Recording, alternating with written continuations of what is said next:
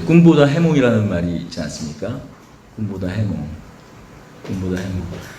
우리가 꿈을 꾸잖아요. 예. 저는 뭐 1년에 한두 번 정도 꾸는 것 같아요. 이 꿈을 저는 자주 꾸지 않는데 어떤 분들은 꿈을 많이 꾸시더라고요. 그래서 꿈이 너무 이제 좀 기이하고 그러면 그래도 뭐 이제 뭐 재미 삼아서 뭐 자기 꿈 이야기를 해주잖아요. 그러면은 옆에 뭐 정말 꿈을 잘 해몽하는 어떤 특별한 능력이 있어서 옆 사람이나 아는 사람이 꿈을 이렇게 해몽해 주는 게 아니라 야 그거 어디 인터넷에서 봤는데 그런 꿈 꾸면 이런 걸 뭐 의미하는데 이런 일이 나타날 징조대 하고 뭐 말을 해주잖아요. 그런데 뭐 그게 나쁜 것 같으면 얘기 보통 안 해주죠. 뭐 좋은 것 같으니까 더 막 이렇게 부풀려가지고 막 이야기를 해줍니다. 그래서 우리가 꿈보다 해몽이라는 말을 할 때 꿈보다 그 해몽이 더 대단한 어떤 내용을 담고 있고 그래서 그런 말을 합니다. 꿈보다 해몽. 그런 이야기를 제일 많이 듣는 사람이 누굴까요? 꿈보다 해몽을 더 그럴싸하게 듣는 사람이 누굴까요? 오늘 이 본문에 있는 그런 아마 느부갓네살 왕 같은 사람일 거예요. 왕이 꿈을 꿨어요. 근데 그 꿈이 기이하고 느낌도 좀 찝찝해. 오늘 본문도 살짝 그 다니엘의 그 해석한 꿈의 내용이 나오지만 뭐 큰 머리는 머리는 금으로 되어 있고 가슴은 은으로 되어 있고 종아리나 이 허벅지 부분은 노스로 되어 있고 다리는 얼마는 쇠요 얼마는 그 흙으로 되어 있는 그것이 나중에 갑자기 다듬어지지 않는 돌이 갑자기 와가지고 다 부신다. 그 꿈이 얼마나 사실 기이하고 찝찝하고 하겠어요. 예를 들어서 그런 꿈, 어쨌든 그런 뭐 좋은 꿈이든 나쁜 꿈이든 꾸었을 때 그 주변 사람들에게 꿈을 해석해 달라 그러면 나쁜 이야기를 해줄 사람이 있을까요? 왕인데 가뜩이나 꿈자리가 뒤숭숭한데 아이고 그 꿈이 사실 더럽게 재수없는 꿈이거든요 하면서 많이 얘기하면 당장 그 목이 보존되기가 쉽지 않을 겁니다.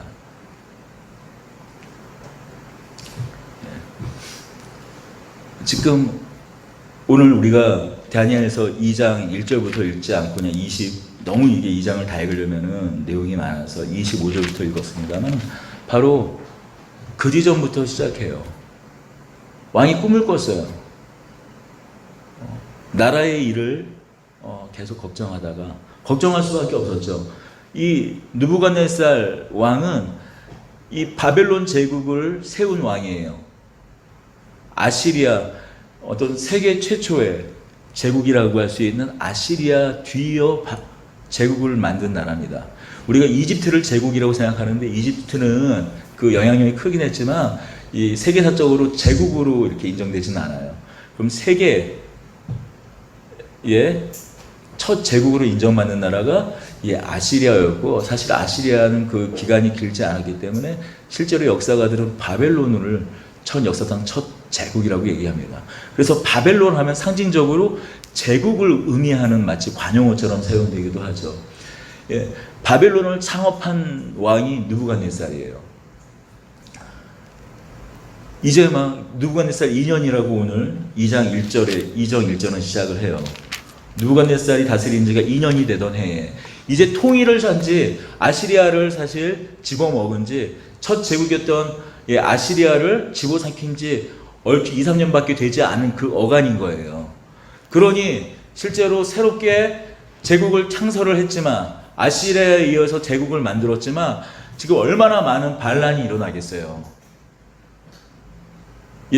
뭐 예를 들면 우리나라가 그 일제 그 병탄기 때 우리가 시민들을 겪던 시절에 끊임없이 반란과 소요가 일어났던 것처럼 바벨론의 여러 그 속주에서 반란이 일어났을 것입니다. 그러니까 항상 이 근심하고 있죠. 그때 한 꿈을 꿨던 거예요. 근데 그 꿈의 내용이 도대체 잊어지지가 않아요. 아무리 보아도 내가 창업한 나라와 그 장래의 일을 설명하고 있는 말해주는 꿈인 것 같은데 도대체 이걸 해석할 방법이 없는 거예요. 그래서 그 날에 온 땅에 바벨론 온 지역에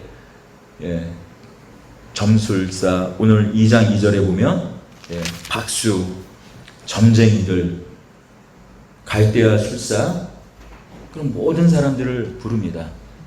여기서 우리가 2장 뭐 박수니 술객이니 점쟁이니 갈대아 술사, 이건 각각 뭐 다양한 의미를, 뭐 다양한 일을 하는 사람들이에요. 실제로 뭐 점성가, 별자리를 보는 사람들, 그리고 기이한 일을 행하는 사람들. 예를 들어서 뭐 비가 내리지 않으면 어떤 그 제의적인 어떤 방법을 통해서 비가 내리게 한다든지, 그런 사람들이에요. 오늘날로 따지면 어쩌면 천문 기상학자도 여기 포함이 됩니다. 이런 사람들을 오늘날로 또 대통령제 같은 국가에서 보면 보좌진, 보좌관이라고도 말할 수 있는 사람들이에요. 이전에는 정보가 제한되어 있으니까 이런 천문 형상이라든지 어떤 그런 거에 어떤 국가의 장래를 이렇게 생각할 수밖에 없지 않았겠어요? 그래서 그 사람들을 불러요. 그리고 명령을 내립니다. 뭐라고 말하냐면 내 꿈을 해석하라라고 얘기해요. 내가 한 꿈을 꿨는데 해석하라. 근데 조건을 답니다. 무슨 조건인가? 너희들이 꿈을 해석할 수 있는 정도의 능력을 가졌다면, 그게 그리고 그 해석이 참이라면 까짓거 내가 어떤 꿈을 꿨는지도 다 알 것 아니냐고 하는 거예요. 그리고 꿈을 해석하기 전에 내가 무슨 꿈을 꿨는지 맞히지 못하면 안 된다라고 얘기해요. 아니, 세상에 꿈 내용을 알아맞히시는 사람이 어디 있습니까? 그러니까 불러들인 그 박수와 술사들과 점장이들, 그런 사람들이 뭐라고 얘기하냐면 2장 11절입니다. 우리 함께 읽어볼까요? 왕께서 물으신 것은 어려운 일이라 육체와 함께 살지 않은 신들 외에는 왕 앞에 그것을 볼 자가 없나이다 하니라. 사실 이 말하기도 힘들었을 거예요. 그런데 그건 무리한 명령이십니다. 세상의 어떤 왕들도 그러한 무리한 욕을 하지 않습니다. 이 말이 되지 않으니까요. 어떻게 신이 아니고서야 어떻게 꾼 내용을 알아맞춥니까? 해석하는 거야 모르겠지만 그 꾼 내용을 알아맞힐 수 있다면 그거 신이 아니니까 라고 얘기해요. 맞지요? 그런데 이렇게 무리한 요구를 하는 건 뭐예요? 그동안 느부갓네살 왕이 그동안 여러 어려움을 당했을 때, 어떤 상서롭지 못한 꿈을 꾸었을 때, 사실 그런 모든 꿈의 내용을 누구나 와서 해석해 줬던 게, 해몽해 줬던 것이 우리가 흔히 말하는 속된 말로 하는 꿈보다 해몽이 더 좋았기 때문이었을 거예요. 그리고 이 꿈이 너무나 사실 두려운 꿈이었기 때문입니다. 왕이 분노합니다. 만약에 너희가 내가 꿈 내용을 맞추지 못하면 다 죽인다라고 얘기하는 거예요. 장난이 아닌 거죠. 예를 들면 이런 것 좀 애교 같죠. 이제 우리 일요일날 저녁 개그 콘서트 보면 단골 소재가 그 남자랑 여자 개그맨이 나와가지고 여자가 물어봐요. 오빠 뭐 먹을까? 그걸 질문하면은 그게 무슨 의미를 갖고 있죠? 내가 지금 오늘 이 기분, 이 상황에서 뭘 먹고 싶은지 알아맞혀서 그거를 사줘라는, 그걸 같이 먹자라는 요구잖아요. 그리고 남자가 대답 우물쭈물하거나 엉뚱한 걸 대답하면 오빠 헤어자고 끝나는, 그건 개그 프로에 나오는 실제로 그런지 안 그런지 모르겠지만 그건 좀 애교스러운 거지만 진짜 예를 들어서 항상 늘상 10번이면 10번 다 틀린다면 헤어지는 정도 수준이지만, 지금 이 상황에서는 왕의 그 보좌관의 직책을 잇는, 그 명예를 잇는 수준이 아니라 죽게 생긴 상황인 거예요, 지금. 그런데 이 일이 지금 다니엘에게까지 이제 미치는 겁니다. 한 사람, 그 왕의 근위대장, 호위대장 아리옥이 술사 한 사람 한 사람들을 찾아가지고 물었을 때 아마도 다 죽이는 일이 일어났을 거예요. 그리고 누가 남았는가? 다니엘과 다니엘 세 친구가 남았습니다. 왕의 명령이 13절입니다. 왕의 명령이 내림에 지혜달은 죽게 되었고 다니엘과 그의 친구들도 죽이려고 찾았더라. 어지간한 술사들은 전부 다 이제 이제 뭐 죽게 되었고, 이제 순서가 또 실제로 죽기도 했고, 다니엘과 그 세 친구들의 순서가 됐습니다. 아리옥이 다짜고짜 왕의 꿈의 내용이 뭐냐라고 이렇게 묻고 하자. 도대체 왜 이렇게 왕이 급하십니까? 금여장이 자초지종을 얘기합니다.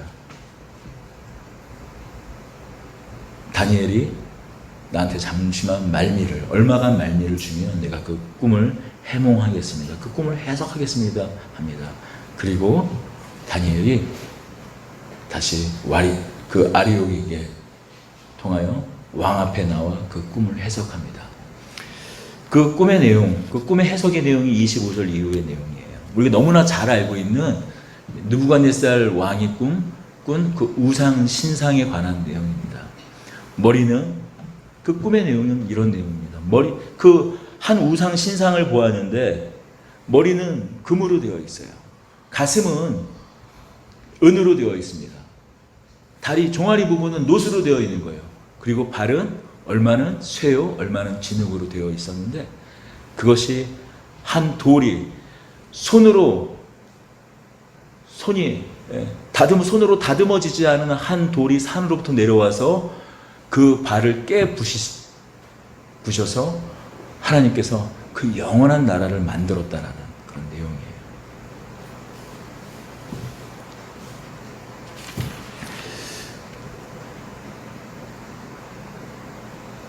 이 다니엘이 이 예언을 한 시기는 약 한 주전 600년 정도의 시기였을 거예요. 그런데 지나고 나서 이것이 너무나 명확한 실제 역사를 이 서술하고 있는지 다 낱낱이 드러납니다. 그래서 이 내용이, 이 꿈의 내용이 다니엘이 정말 실존 인물인가, 그리고 이 성경이 정말로 주전 600년 전에 지어진 얘기인가, 이게 의견이 분분해요. 왜냐하면 여러분, 지금 주전 600년 전인데 실제로 이게 다 이루어지는 거는 언제냐면은 예수님이 오시기 전에 완전히 낱낱이 드러난 역사적 사실이에요. 무엇인가, 지금 머리에 금은 누구를 말하는가? 왕을 이야기한다고 다니엘이 얘기하고 있잖아요. 왕의 치세를 의미합니다. 그리고 그 이후에 또 다른 왕조가 일어날 겁니다. 그 은이라고 얘기하고 있어요. 어느 나라인가요? 바벨론 다음에 있을 메데와 바사 제국, 우리가 흔히 말하는 페르시아 제국을 얘기해요. 그리고 그 나라 뒤에 어떤 왕조가 일어납니까? 페르시아가 우리 잘 알고 있지만 그리스 제국에 의해서 멸망되잖아요. 우리가 잘 알고 있는 알렉산더 대왕에 의해서 멸망당하지 않습니까? 그리고 그 그리스 제국은 어떻게 되나요? 로마 제국에 의해서 다시 멸망당하고 다시 그 로마 제국이 들어서지 않습니까?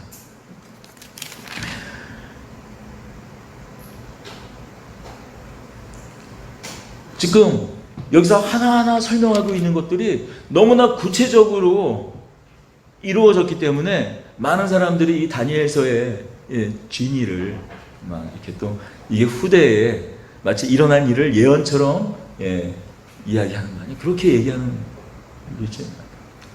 그렇지만 그러나 이게 그럴 수 없는 게 에스겔서에 보면은 다니엘을 똑같이 노예로 포로로 끌려갔던 에스겔이 자신이 쓴 이 예언서에 다니엘을 언급하고 있거든요.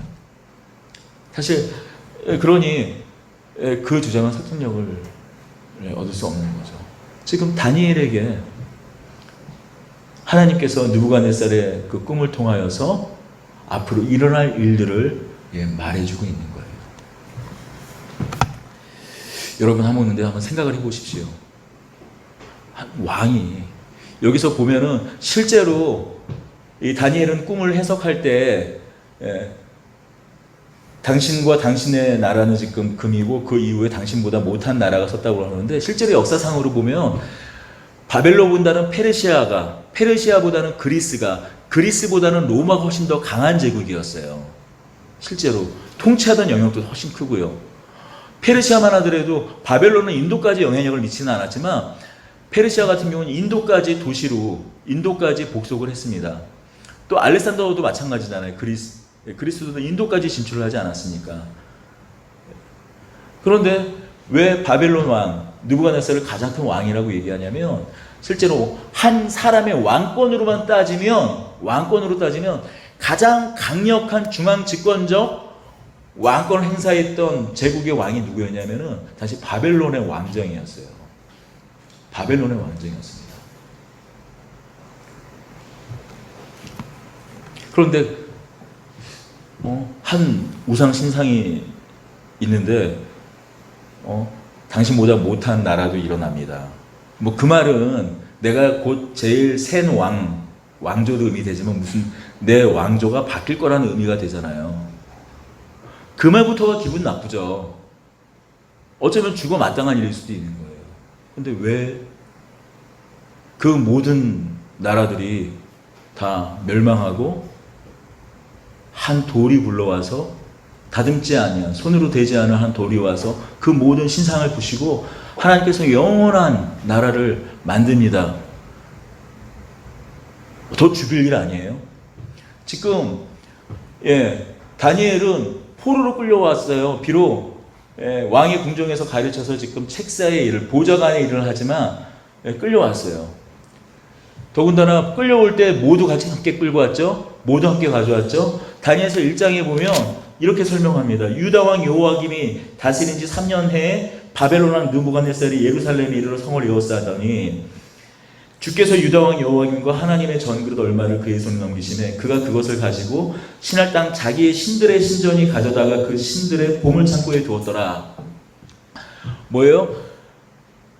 이스라엘 예루살렘 성을 에워싸가지고 그들을 포로로 끌려갈 때 포로만 끌고 간 게 아니라 신전에 있는 기물들, 은그릇, 금그릇, 성전에 사용되는 성물들을 다 함께 갖고 왔다라는 얘기예요. 어떤 의미인가? 제가 자주 드리는 말씀이지만 당시의 전쟁은 신들의 전쟁이에요. 사람과 사람들이 싸우는 것 같지만 사실 그 뒤에 그 민족 뒤에 있는 신, 그 국가를 다스리는 신의 대리전이 이 전쟁의 개념이었어요. 그러니까 전쟁을 하면 그 정복한 국가의 신전을 다 부시고 거기 신전에 있는 기물들을 자기의 신의 그 신전에 봉헌하는 것이 예식이었어요. 그럼 느부갓네살은 누구를 믿는 거예요? 바벨론의 신 마르둑을 갖다가 믿는 거죠. 그런데 뭐라고 합니까? 다니엘이 하나님을 언급하고 하나님 나라가 당신 이후에 있는 모든 나라는 다 쓰러지고 무너지고 하나님 나라가 하나님께서 세우시는 나라가 영원히 설 것이라고 얘기해요. 그 말을 들으면 죽을 수밖에 없죠. 아니 꿈보다 해몽이 좋은 게 아니라 듣자마자 바로 목이 달라갈 해몽이죠. 근데 왜 산 건가요? 왜 살 수 있었을까요? 그리고 왜 그것을 신뢰하고 오히려 하나님을 찬양하는 그런 느부갓네살이 어처구니 없는 일을 할 수밖에 도대체 갑자기 태도가 돌변해서 그럴 수밖에 없었을까요? 꿈의 내용을 맞췄기 때문이에요. 꿈의 내용을 알았기 때문이에요. 2장 11절 왕께서 물으신 것은 어려운 일이라 육체와 함께 살지 않은 신들 외에는 왕 앞에 그것을 보일 자가 없나이다 한지라. 왕은 이 사실을 몰랐을까요? 바벨론에 있는 그 술사들, 술객들, 점장이들 그런 사람들이 한 이 11절에 이 말 한 것 같은 이 말이 단순히 목숨을 보존하기 위해서 한 말이 아니라 실제로 어떤 꿈까지 꾸었는지 알아맞힐 수 있는 사람은 신 말고는 살아있는 신 말고는 없다라는 것을 몰랐을까요? 알았죠. 바로 그 꿈을 다니엘이 해석한 것뿐만이 아니라 꿈보다 해몽이 더 좋은 것이 아니라 꿈보다 해석이 더 좋은 것이 아니라 꿈을 내용 그 자체를 말했기 때문에 꿈 자체를 말했을 것이라면 꿈 내용 자체를 말한 것이라면 꿈이 해석이 아니라 꿈이 실제라는 얘기예요. 그렇지 않아요? 그 꾼 내용을 만약에 말했다면 그 꾼 꿈이 그냥 단순히 해석이 아니라 해몽이 아니라 어쩌면 일어날지도 모르는 일이 아니라 꿈은 곧 실제인 것입니다. 느부갓네살이 꾼 꿈은 실제라는 이야기고 다니엘이 해석한 것처럼 당신은 37절에 말한 것 같이 왕이요 왕은 여러 왕들 중에 왕이시라. 하늘의 하나님이 나라와 권세와 능력과 영광을 왕에게 주셨고 당신이 이 세상의 가장 위대한 왕, 강력한 왕이지만 당신의 권세도 하나님께서 주신 것입니다. 만약에 뜬금없이 그냥 이 말을 했다면 그 말이 떨어지자마자 왕의 홀이 떨어져서 그의 목을 쳤을 것입니다. 그러나 끝까지 들을 수밖에 없었던 이유, 그 해석의 내용을 끝까지 들을 수밖에 없었던 이유는 무엇인가요? 왕이 신만이 알 수 있는, 참 신만이, 살아있는 신만이 알 수 있는 그 꿈의 내용을 처음부터 이야기해 줬기 때문이에요.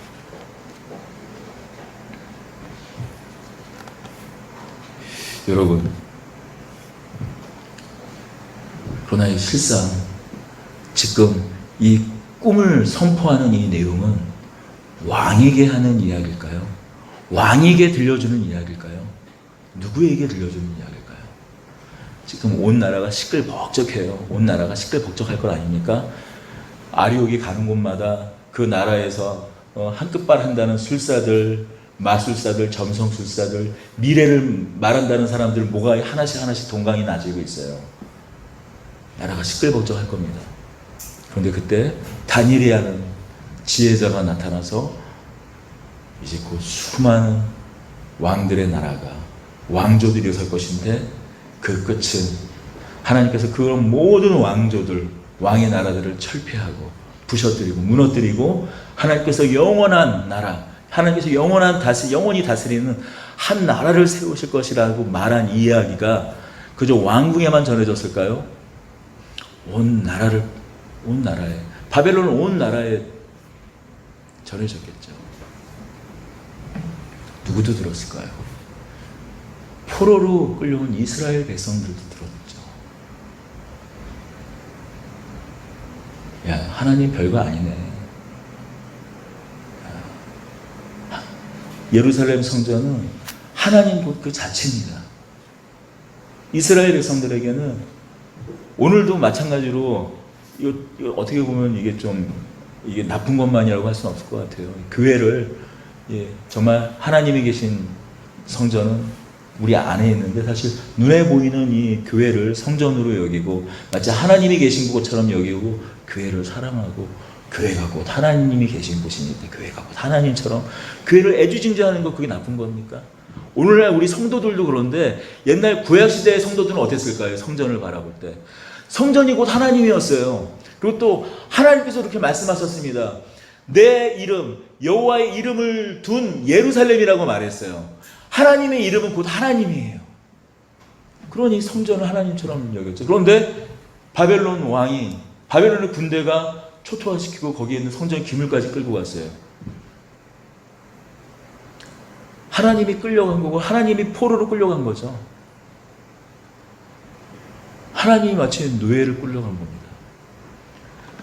그 상황이 있을 때 이스라엘 백성들이 어떤 절망감을 가졌을까요? 어떤 절망감? 그 포로로 끌려온 이스라엘 백성은 어떤 절망감을 가졌을까요?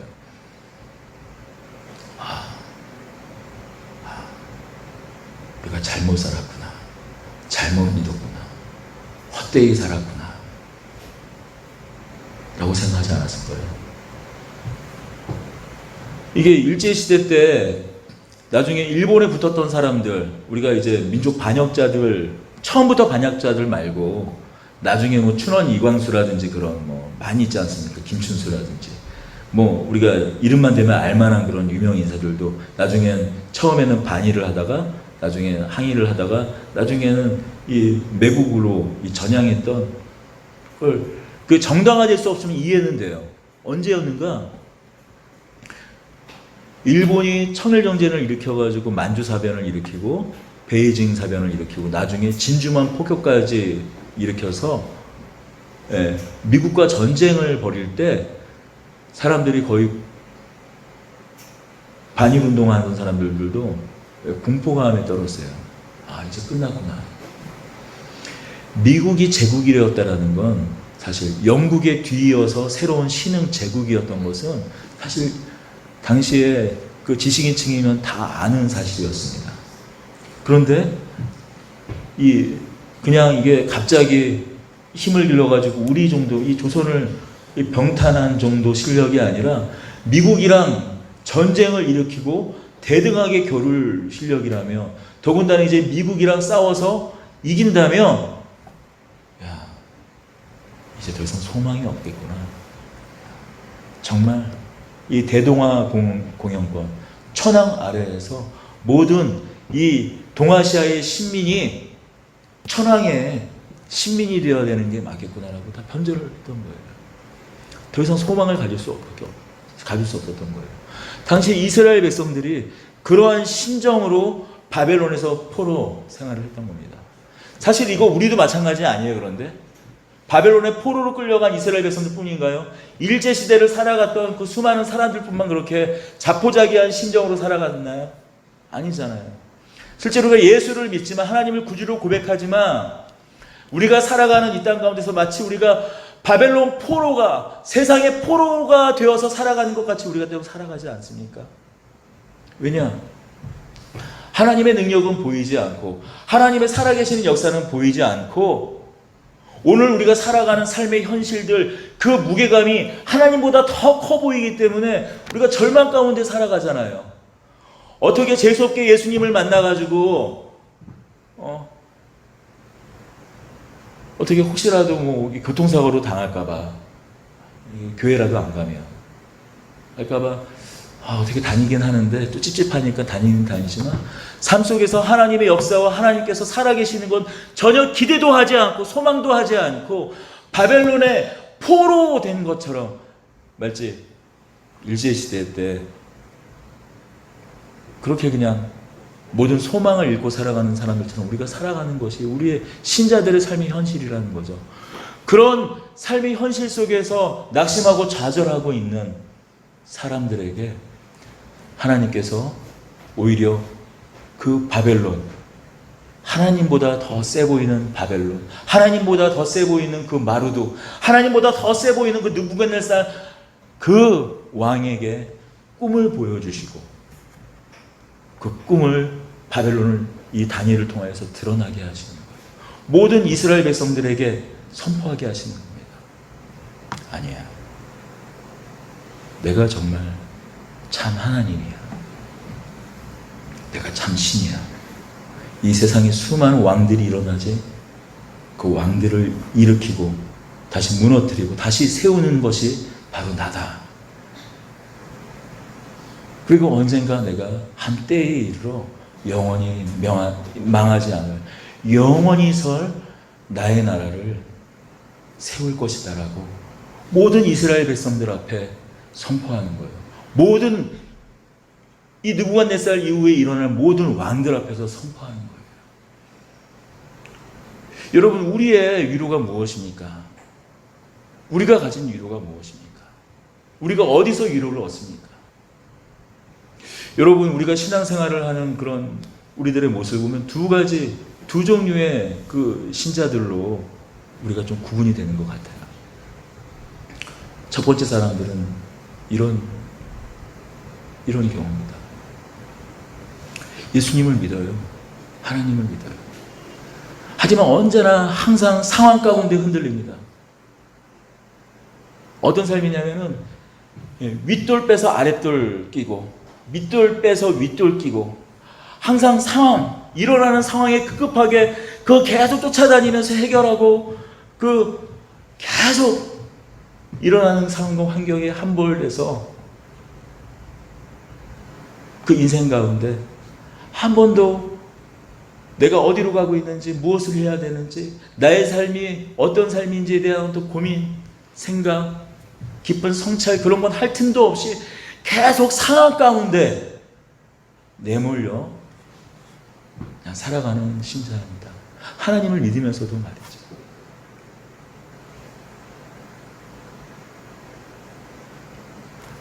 또한 분들은 인생 가운데 고난을 만나요. 어려움을 만나요.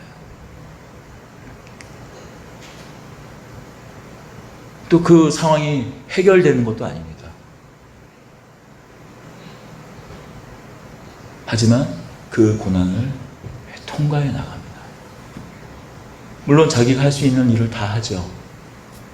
하지만 때로 자기의 뜻과 계획, 그것들이 그 뜻대로 그 생각대로 이루어지지 않더라도 낙심하지 않고 그 고난을 통과해 나갑니다. 왜요? 하나님께서 이 온 땅의 창조주이신 것, 우리가 이 세상을 살아가면서 겪는 그런 모든 일들이 그저 우연처럼 어떤 상황에 대한 그 결과로 어떤 조건에 대한 그 결과로 기계적으로 일어나는 일 같지만, 인과 응고의 일들, 원인이 있으면 결과가 일어나는 그런 단순히 그렇게 보이는 일들 같지만, 그런 모든 일들 그 뒤에서 하나님께서 역사하고 계신다는 그 사실을 알기 때문에 그 모든 어려움들, 모든 고난들을 이겨나가고 통과할 수 있다는 거죠. 이스라엘 백성들이 어떤 위로를 받았을까요? 지금 눈앞에는 느부갓네살이 있지만 어쩌면 그 뒤에 더 큰 왕이, 더 새로운 왕들이 들어올지 모르지만, 아니야, 그 뒤에는 결국 영영한 하나님 나라가 설 거라는 그런 믿음과 확신을 가지고 절망스러운 그 바벨론 그 세상, 이어지는 페르시아의 그 세상, 이어지는 그리스, 로마 그 세상 가운데서도 하루하루를 신자들은 살아갔던 것이죠. 두 번째 신자들의 모습입니다. 하나님의 어떠하심을 알기 때문에 견디고 살아가고 이겨나는 신자들이에요. 하나님이 어떤 분이신가? 여러분, 그러면 그렇죠, 우리가 하나님이 어떤 분이신가는, 하나님이 어떤 분이신가는, 하나님의 어떠하심은, 하나님 그래 창조주십니다. 뭐 이게 교회 어렸을 때부터 우리가 계속 하나님께서 온 세상 만물을 창조하신 하나님이야. 또 지금도 이렇게 듣죠. 예. 하나님께서 모든 역사 그 뒤이어, 그 뒤, 우리가 눈에 보이는 표층, 눈에서 보이는 이 수면 위에 일어나는 것이 아니라 그 깊은 심연 가운데 하나님의 또 다른 계획과 질서와 다스림과 통치가 있다라는 말을 하지만, 그것이 어떻게 믿겨지고 그것이 어떻게 꿈이나 해몽이나 해석이 아닌, 그럴 수도 있고 그렇지 않을 수도 있는 해몽이나 해석이 아닌, 어떻게 우리의 삶의 실제가 될까요? 어떻게 하면 실제가 될까요? 여러분, 하나님 앞에 나아가야 그것이 우리의 실제가 됩니다. 다만 우리의 귀에 들리는 그냥 우리 귀 고막을 한번 때리고 마는, 때로는 그냥 이 예배당 안에서 이렇게 말씀을 전할 때 때로는 그날따라 찬양도 좋고 모든 게 음악도 감미롭고, 오늘은 좀 찬양 인도자가, 뭐 저희 교회는 제가 다 어떻게 오늘은 목사님이 좀 찬양도 잘 준비하고 박자도 안 틀리고 좋네. 그러니까 마음이 좀 열려서 오늘 말씀은 좀 약간 납득이 된다 좀. 그게 아니라 정말로 이 말씀이 나의 말씀이 되고, 꿈이 아니라 해석이 아니라 해몽이 아니라 이게 실제가 될까요? 그건 하나님 앞에 기도하지 않으면, 하나님 앞에 나아가 그 은밀한 곳으로 나아가 기도하지 아니하면 결코 실제가 될 수 없는 일이에요. 죽음의 경각 앞에서 다니엘이 어디로 나아갑니까? 기도하러 나아갑니다. 이에 다니엘이 자기 집으로 돌아가서 그 친구 하냐냐와 미사엘과 아시알에게 그 일을 알리고 하늘에 계신 하나님 앞에 나아갑니다. 어떤 하나님이요? 하늘에 계신 하나님이 이 은밀한 일에 대하여 불쌍히 여기사, 이 은밀한 일,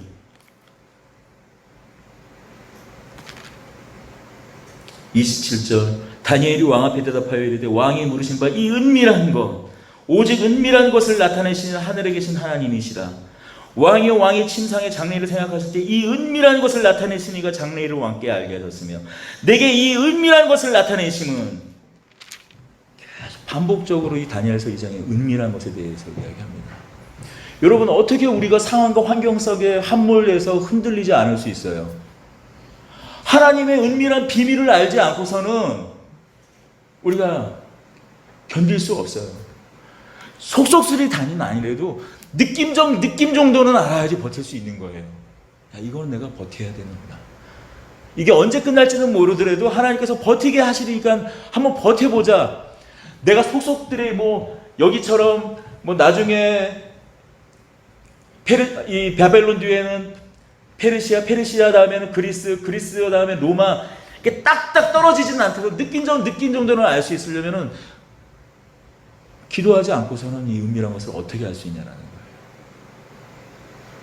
어떻게 우리에게 주어진 이 말씀이, 하나님께서 주신 비전이 우리의 실제가 됩니까?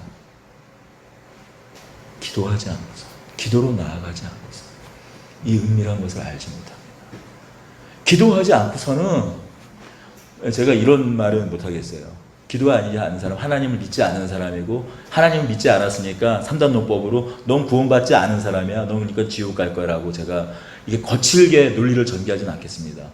하지만 기도하지 않고서는 한 가지 단언컨대 평생 예수님을 믿고도 하나님의 신비와 하나님의 그 신묘 막직하심도 알지 못한 채 항상 주어지는 단면한 그 상황과 환경 속에 끌려다니다가 결국엔 제가 말하는 어떤 대단한 비전과 대단한 어떤 꿈을 성취하고 이루는 그런 승리한 삶의 모습으로 살아가기 위한 조건으로서 기도하라고 말하는 것이 아니에요. 그러나 우리가 예수님을 알았다면, 하나님을, 이 세상을 창조하신 하나님을 우리가 믿었다면, 그분을 아버지로 두신다면 영광과 명예로운 삶은 살아야죠. 마치 일제시대 때 언젠가 다시 조국이 독립해서 우리에게 참된 자유인으로 살 거라고 하면서 그 어려움 가운데에서도 하루하루 고난의 길을 명예롭게 지나갔던 그런 사람들처럼 비유하자면 살아가야 되지 않겠습니까? 어떻게 할 수 있다고요? 기도하지 않고는 그 삶을 살 수는 없어요. 여러분, 우리가 이 세상에서 눈에 보이는 일이 다인 것 같지만 사실 보이는 것이 아니에요. 실제가 있습니다. 하늘 위에 하늘, 그 3층 천에서 벌어지는 하나님의 어전회의가 있다는 거예요. 가끔씩 말씀드리지만 욥이 왜 무엇 때문에 고난받았습니까? 사단이 하나님 앞에 옵니다. 야, 너는 도대체 뭘 하고 다니냐? 여기저기 두루 돌아다녔습니다. 하나님께 욥을 봐요. 욥을 칭찬해요. 하나님, 욥이 하나님 찬양하고 하나님을 잘 예배하는 의인처럼 보이죠? 욥에게 갖고 있는 걸 다 빼앗아 보세요. 그래도 하나님을 찬양하는지. 욥이 갖고 있는 건강, 재물, 자식마저도 빼앗아 보세요. 하나님을 그때도 찬양하는지. 하나님께서 한 인생을 놓고 네 길을 버리십니다. 네 길을 버리세요. 사탄과.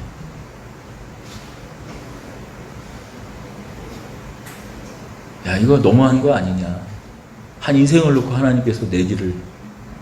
이게 왜 비참한 인생이야, 욥은. 자식 죽어. 부인 도망가. 그러나 성경 맨 마지막에 이야기하고 있는 것은 무엇입니까? 욥에게 하나님께서 한 인간, 자신의 피조물에 불과한 한 인간에게 무엇을 담아내신 거죠? 자신의 명예를 주신 거예요. 하나님의 명예를, 아니야, 사람이 그렇게 다른 피조물과 같이 조건에 의해서만 살아가는 사람이 아니야. 때로는 어떤 신비, 그 은밀함, 말이 되지 않은 터무니없는 그런 상황 가운데에서도 살아가는 것이, 자신이 어디서부터 왔고 어디로 가야 되는지, 누구를 바라보고 살아야 되는지 그걸 붙잡고 살아가는 것이 사람이야 라는 그 하나님의 명예를, 하나님의 형상과 모습을 다 담아서 만든 것이 사람인 것을 누구를 놓고 지금 한 사람 욥에게 하나님의 인생을, 하나님의 전 존재를 욥에게 두고 어쩌면 우리 인생 한 사람 한 사람 부르심이 그런 부르심이에요. 도대체 내게 일어나는 일들이 이게 도대체 왜 일어나는 일들이지? 납득도 설명도 안 돼요. 사도 바울이 이렇게 고백합니다. 내가 부요에도 처할 줄 알고 빈곤에도 처할 줄 알고 내가 주께서 주시는 그 능력 안에서 모든 것을 다 할 수 있습니다 라고 이야기해요. 어떻게 사도 바울은 내가 부요에도 빈곤에도 내가 능력 주시는 자 안에서 내가 모든 것을 할 수 있다라고 고백을 했을까요? 그는 삼층천을 보았기 때문이에요. 기도하는 가운데 우리 삼층천은 우리가 이 유대인들에게 삼층천은 하나님이 통치하고 다스리는 곳입니다. 1층천은 우리가 바라보는 이 하늘이에요. 그 위 2층천은 사단의 권세, 어둠의 권세가 주관하는 하늘이에요. 그 위에 3층천, 어떻게 지금 우리 1층천, 2층천, 뭐 전리층 여기서부터 여기까지는 뭐 전림층, 뭐 반게렌데 그 얘기하는 이스라엘 백성들의 세계관을 얘기하는 겁니다. 3층천을 내가 가 보았다라고, 내가 자랑할 것이 많지만 자랑하지 않는다 라고 사도 바울이 이야기했습니다. 내가 3층천에 올라가서 하나님의 은밀한 신비를 보았다는 거예요. 하나님의 하시는 역사, 하나님의 세계의 경영, 하나님이 이 세상을 어떻게 통치하고 다스리고 끝내 하나님 나라를 이루시는지 보았다는 거예요. 그러니 오늘 내가 부유하게 되었다면 부유한 대로 감사하고 나에게 이 부유함을 주신 하나님을 찬양하는 것이다. 내가 어려움을 겪을 때에는 하나님께서 나를 이런 어려운 자리로 부르셨구나. 마치 배우가 주목받는 자리가 아니라 주목받지 못하는 자리. 아니 주목받지 못하는 배우도 아니라 조명 하나를 그냥 하나 달고 내려오는 자리. 사닥다리 올라가서 조명 하나 매달고 내려오는 그런 자리에 부를 받았을지라도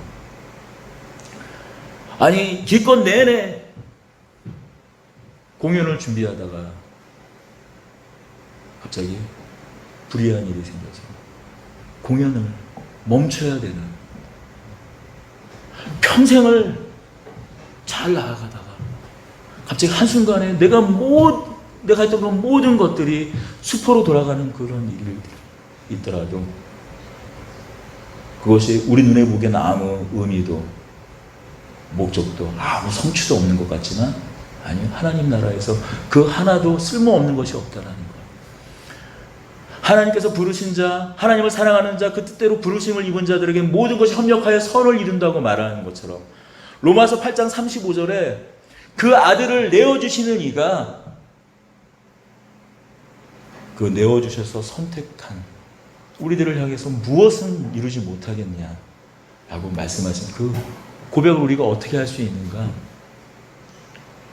감히 어떻게 할 수 있는가? 어떻게 믿을 수 있는가? 신뢰할 수 있는가? 기도로 하나님의 그 은밀함까지 들어가 하나님과 통하지 않고는 사실 우리는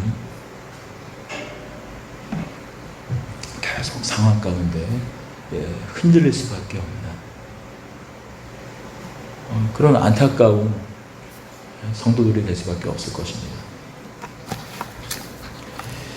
그러면 어떤 사람들에게는 꿈꿔봤자 해몽, 꿈보다 해몽이 좋은 사람들이 많이 있을 정도입니다. 근데 우리는 하나님의 꿈, 하나님의 비전에 붙들린 사람들이에요. 하나님의 꿈이기에 그것은 하나님의 비전이기에 하나님 나라 역사 진행에 불름받은 사람들이기에 우리의 꿈은, 우리에게 펼쳐질 인생은 그것은 다만 어떤 이럴 수도 있고 저럴 수도 있고 한 비전이나 꿈도 아니고 우리에게 주어지는, 우리가 그 은밀함 속에서 발견되는, 우리가 은밀한 데에 나아가 알게 되는 그런 하나님의 그 모든 것은, 우리에게 주어지는 것은 다만 믿음이나 바람이나 꿈이 아닌 실제를 우리는 살아가는 사람들입니다. 그래서 믿음은 실상이라고, 그저 바라보는 것이 아니라 실제라고 히브리서는 또 우리에게 이야기하고 있습니다. 오늘 이 주신 말씀을 좀 생각하면서 좀 기도하며 나아가기 원합니다. 주님, 하나님께 향한 우리의 믿음이 실제인 사람들이 되게 하여 주시옵소서. 하나님을 향한 우리의 바람들이, 하나님께서 우리에게 주시는 그런 삶의 모든 것들이 실제인 사람들이 되게 하여 주시옵소서.